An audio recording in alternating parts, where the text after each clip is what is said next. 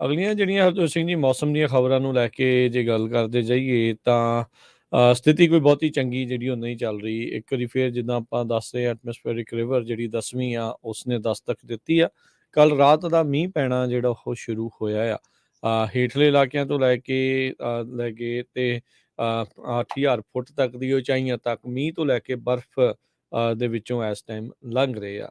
ਸੋ ਇੰਨਾ ਕੁ ਜ਼ਿਆਦਾ ਜਿਹੜਾ ਹਰਜੋਤ ਸਿੰਘ ਜੀ ਮੀਂਹ ਪੈ ਰਿਹਾ 20 ਟ੍ਰਿਲੀਅਨ ਗੈਲਨ ਕਹਿੰਦੇ ਪਾਣੀ ਮੀਂਹ ਦਾ ਉਹ ਆਇਆ ਆ। ਤੇ ਕਹਿੰਦੇ ਜੇ ਸੂਬਾ ਪੱਧਰਾ ਹੋਵੇ ਤਾਂ ਅੱਧਾ ਅੱਧਾ ਫੁੱਟ ਪਾਣੀ ਸਾਰੇ ਦੇ ਸਾਰੇ ਸੂਬੇ ਦੇ ਵਿੱਚ ਖੜ ਜਾਵੇ। ਪਿਛਲੇ ਦਿਨਾਂ ਦੇ ਵਿੱਚ ਇੰਨਾ ਮੀਂਹ ਪੈ ਚੁੱਕਾ ਹੈਗਾ ਆ।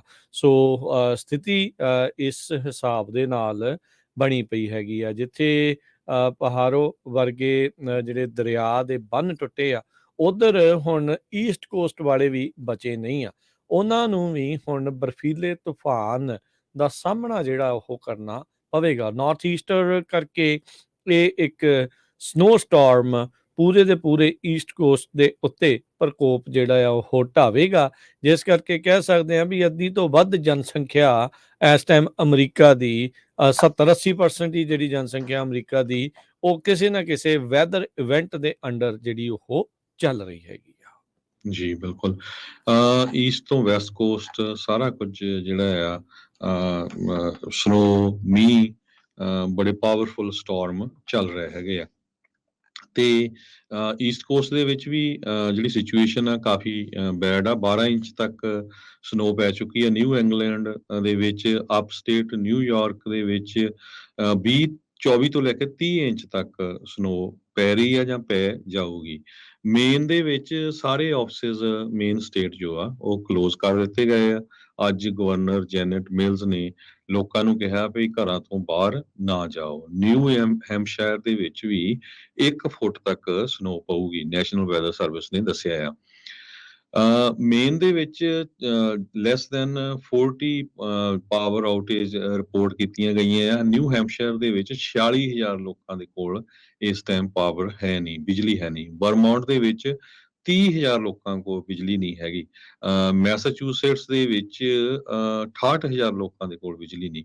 ਹੁਣ ਤੁਸੀਂ ਹਿਸਾਬ ਦੇ ਲਾਓ ਵੀ ਜਿੱਥੇ ਇੰਨੀ ਜ਼ਿਆਦਾ ਸਨੋ ਪੈ ਰਹੀ ਹੋਵੇ, ਠੰਡ ਹੋਵੇ ਤੇ ਉੱਤੋਂ ਬਿਜਲੀ ਨਾ ਹੋਵੇ ਤੇ ਜਿਹੜਾ ਲੋਕਾਂ ਦਾ ਹਾਲ ਆ ਉਹ ਕੀ ਹੋਊਗਾ। ਏਅਰਪੋਰਟਸ ਦੀ ਸਿਚੁਏਸ਼ਨ ਵੀ ਕਾਫੀ ਬੁਰੀ ਆ। ਡੈਲਟਾ ਏਅਰਲਾਈਨਸ, ਲਗਾਰਡੀਆ ਏਅਰਪੋਰਟ ਜੋ ਹੈਗਾ ਆ, ਉਹਨਾਂ ਨੇ ਉੱਥੇ ਸਾਰੀਆਂ ਫਲਾਈਟਸ ਆਪਣੀਆਂ ਮਾੜੇ ਵੈਦਰ ਕਰਕੇ ਖੜੀਆਂ ਕੀਤੀਆਂ ਆ। ਨਿਊਯਾਰਕ ਦੇ ਗਵਰਨਰ ਕੈਥੀ ਹੋਚਲ ਉਹਨਾਂ ਨੇ ਅੱਜ ਵਾਰਨਿੰਗ ਦਿੱਤੀ ਆ ਵੀ ਜਿਹੜਾ ਨਵਾਂ ਸਟਾਰਮ ਆ ਰਿਹਾ ਹੈ ਬਹੁਤ ਹੀ ਜ਼ਿਆਦਾ ਡੈਡਲੀ ਹੈਗਾ ਆ। ਅੱਜ ਸਵੇਰ ਤੱਕ 1 ਲੱਖ ਤੋਂ ਵੱਧ ਨਿਊਯਾਰਕ ਦੇ ਜੋ ਬਿਜਲੀ ਦੇ ਕਸਟਮਰ ਆ, ਜਿਨ੍ਹਾਂ ਦੇ ਕੋਲ ਬਿਜਲੀ ਆ, ਸਾਰਿਆਂ ਕੋਲ ਹੀ ਹੁੰਦੀ, ਪਰ 1 ਲੱਖ ਦੇ ਕਰੀਬ ਲੋਕਾਂ ਦੇ ਕੋਲ ਬਿਜਲੀ ਚਲੀ ਗਈ ਹੈਗੀ ਆ। 1070 ਫਲਾਈਟਸ ਜਿਹੜੀਆਂ ਆ USA ਦੇ ਵਿੱਚ ਡਿਲੇ ਹੋ ਗਈਆਂ ਆ। 670 ਕੈਂਸਲ ਹੋ ਚੁੱਕੀਆਂ ਅੱਜ ਸਵੇਰ ਤਾਈਂ। ਸੋ ਜਿਨ੍ਹਾਂ ਨੇ ਟਰੈਵਲ ਕਰਨਾ ਹੈ ਭਾਈ ਬੜੇ ਧਿਆਨ ਦੇ ਨਾਲ ਚੈੱਕ ਕਰਕੇ ਜਾਓ, ਕਿਉਂਕਿ ਬਹੁਤ ਬੁਰਾ ਹਾਲ ਆ। ਫਿਲਡੈਲਫੀਆ ਦੇ ਵਿੱਚ ਵੀ ਜਿਹੜੀ ਸਿਚੁਏਸ਼ਨ ਆ ਉਹ ਵਾਲੀ ਗੁੱਡ ਨਹੀਂ ਹੈਗੀ। ਪੈਂਸਲਵੇਨੀਆ ਦਾ I-80 ਕੋਰੀਡੋਰ ਪੂਰੀ ਤਰ੍ਹਾਂ ਸਨੋ ਦੇ ਨਾਲ ਭਰਿਆ ਹੋਇਆ ਹੈ। ਉਧਰ ਅਸੀਂ ਸਾਡੀ ਖੁਦ ਵਾਲੀ ਜਿਹੜੀ ਗੋਲਡਨ ਸਟੇਟ ਕੈਲੀਫੋਰਨੀਆ ਵੱਲ ਆਈਏ ਤਾਂ ਮੀਂਹ ਨੇ ਬਹੁਤ ਬੁਰਾ ਹਾਲ ਕੀਤਾ ਹੈ। ਰਾਤ ਦਾ ਮੀਂਹ ਲਗਾਤਾਰ ਪੈ ਰਿਹਾ।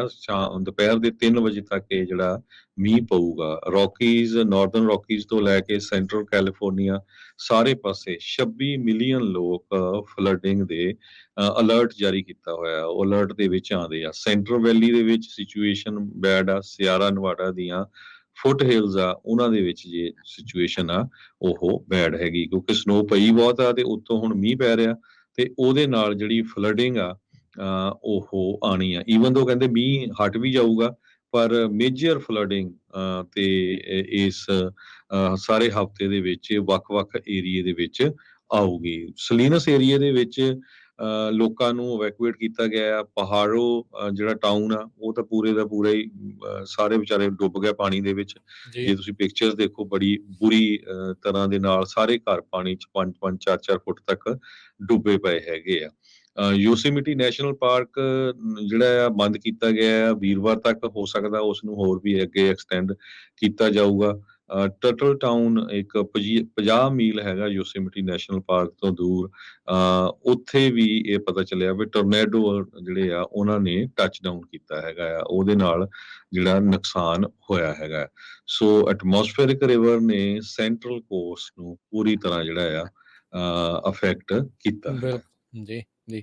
ਵੈਦਰ ਇਵੈਂਟਸ ਕੋਲੇ ਅਮਰੀਕਾ ਹੀ ਨਹੀਂ, ਹੋਰ ਕਈ ਮੁਲਕਾਂ ਦੇ ਵਿੱਚ ਵੀ ਦੇਖਿਆ ਜਾ ਰਿਹਾ। ਅਫਰੀਕਾ ਦਾ ਮੁਲਕ ਮਲਾਵੀ ਦੇ ਵਿੱਚ ਸਾਈਕਲੋਨ ਫਰੈਡੀ ਆਇਆ ਆ। ਕਹਿੰਦੇ ਵੀ ਸਦਰਨ ਹੈਮੀਸਫੇਅਰ ਦੇ ਵਿੱਚ ਹੁਣ ਤੱਕ ਦੇ ਸਭ ਤੋਂ ਤਗੜੇ ਸਟਾਰਮਸ ਦੇ ਵਿੱਚੋਂ ਤਾਕਤਵਰ ਸਟਾਰਮਸ ਦੇ ਵਿੱਚ ਰਿਕਾਰਡ ਕੀਤਾ ਗਿਆ। ਇਹਦੇ ਕਰਕੇ ਹੁਣ ਤੱਕ 190 ਲੋਕਾਂ ਦੀ ਮੌਤ ਹੋ ਚੁੱਕੀ ਆ ਸਦਰਨ ਅਫਰੀਕਾ ਦੇ ਇਲਾਕਿਆਂ ਦੇ ਵਿੱਚ ਇਹ ਆਇਆ ਆ।